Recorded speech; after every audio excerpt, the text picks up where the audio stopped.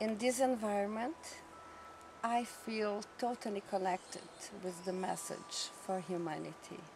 This is the place that all the source of the messages are coming together, and where it's possible to bring it and distribute it to others. So, next step, it's like the eye of the forest watching us.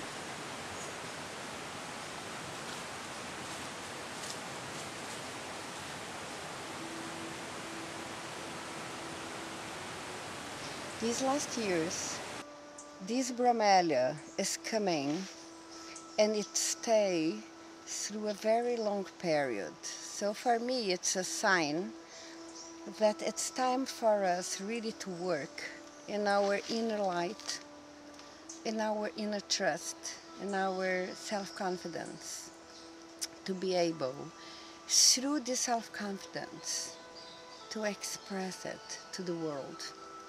Because we also are in transition times, celebration is an essence that truly works with all these transitions.